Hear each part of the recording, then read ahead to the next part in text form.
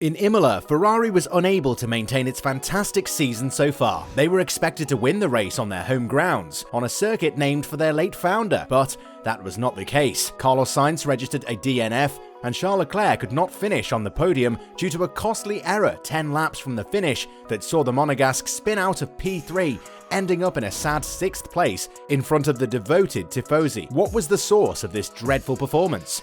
You're curious, aren't you? Then, stay tuned. In 2020, Ferrari had their worst season in 4 decades, but in 2022, they are frontrunners. Sebastian Vettel won the first 2 races against heavy competition from Mercedes at the time. The competition this time comes from Red Bull, although the performance advantage appears to be with Ferrari even more so than it was 4 years ago. Even on days when their car wasn't nearly as fast as the Ferrari, Mercedes always appeared to be the stronger, more sure-footed crew in their operations, having become accustomed to winning over the previous 4 years. Ferrari appears to be constructed on more solid foundations this time around. In terms of operation, they've looked a lot better in the last year or so than they did during the Vettel period. They have a more steady, less schizophrenic atmosphere now, thanks to Mattia Binotto's calmer leadership than Maurizio Arrivabene had back then. Ferrari took a unique technical path with their car, as they did in 2017 and 2018, and they had the perfect preparation in that they didn't have to worry about jeopardizing the 2021 season in order to prepare adequately for this year. The 21 car was not a title contender, and the focus has been on maximizing the new regulations, initially slated for 21 but then postponed to 22 from the beginning of 2020. Ferrari is now a significant contender and favorite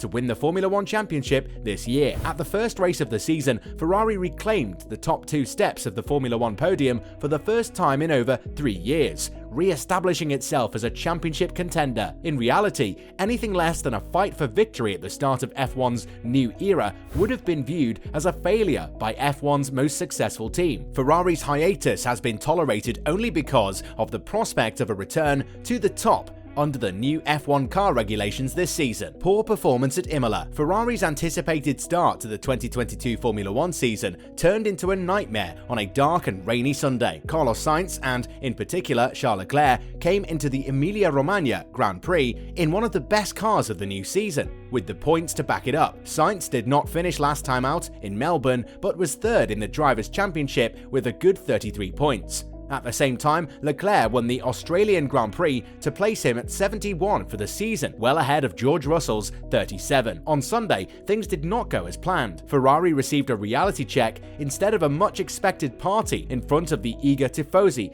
packing the circuit due to terrible luck and misplaced risk. Instead, Red Bull's Max Verstappen won, followed by teammate Sergio Checo Perez, giving the team a 1-2 finish and the satisfaction of humbling Ferrari in its own backyard. Sainz's bad luck continued in qualifying, spinning out in the second phase and qualifying 10th for the sprint on Saturday. To his credit, the Spaniard clawed his way back to 4th, putting him on the 2nd row of Sunday's grid. All of his hard work had been for naught, but he wasn't to fault this time. Sainz's Ferrari was bumped by Daniel Ricciardo's McLaren at the first corner, driving him into the gravel and ending his race before it even started. Sainz said after the race, plainly frustrated with his 2nd straight DNF, "I was the unlucky man who had to pay for someone's mistake. It's just the way things are. This sort of thing happens." And it's especially frustrating for Sainz because it comes just days after he received a significant contract extension from Ferrari. Ricciardo later apologized, presumably putting an end to any controversy between the two, and hopefully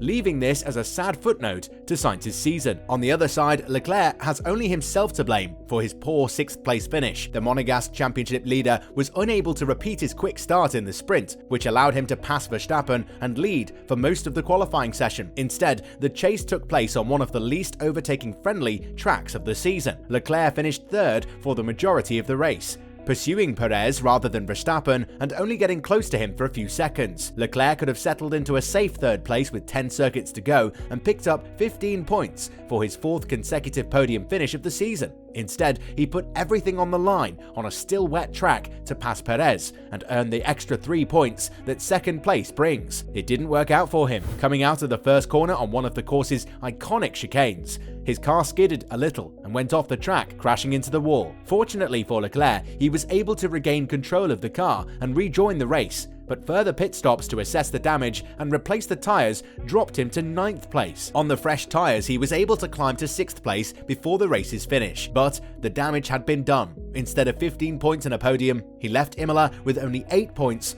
and a near disaster on his record, because Ferrari basically nailed the car under the new regulations that went into force this year. This is Leclerc's first year truly fighting for the championship. While the Red Bull vehicle still appears to be faster on straightaways than anybody else, Ferrari's engine has proven to be more reliable. With championship leader Lewis Hamilton returning in the new Mercedes, the field is as wide open as it could be for Leclerc, who will most likely have to compete for the driver's title with only Verstappen. Despite the high speeds Formula One cars reach regularly, the Formula One season is not a sprint, it's a marathon. And the points earned in the first few races are just as important as those achieved in the conclusion. If Leclerc had kept the car under control and overtook Perez for a second, the tone of the narrative in Imola would be very different, but it's the kind of play that can make all the difference in the fall. Let's not forget that last year's race ended with Verstappen only 8 points ahead of Hamilton. Leclerc and his crew committed a tactical risk-reward miscalculation by putting Sunday's race on the line for only 3 more points. With Sainz out so early in the race,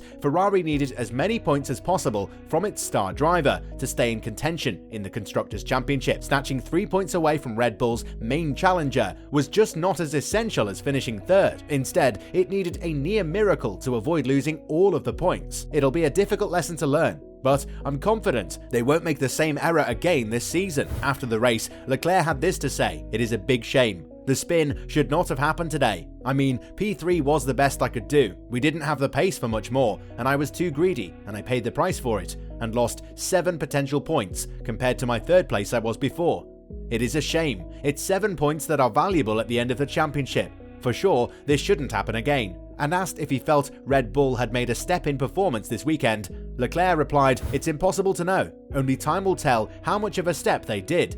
But for sure, they seem to be more competitive than the first 3 races, or similar to Jeddah. We've had the upper hand in Bahrain and Australia, and they've had the upper hand in this weekend and in Jeddah. It is very, very close. And I think it will be that way for the rest of the season. And that is why every small mistake, it's a big mistake, but actually the consequence, considering the mistake, could have been much bigger." Ferrari drivers are at odds internally. Both drivers must perform for the team to succeed, but only one of them can be named world champion at the end of it all. While Charles Leclerc now leads the drivers' standings, Carlos Sainz has his sights set on the title as well. So Sainz wants to outperform Leclerc, and Leclerc wants to outperform Sainz. They put so much pressure on one another that they make blunders. You may observe this because Sainz flies away from time to time. Mattia Binotto insisted that Ferrari is not yet considering team orders for racers Charles Leclerc and Carlos Sainz. This season puts them in a strong position to challenge for Formula One championships, but it also poses a challenge within the squad. As Binotto is well aware,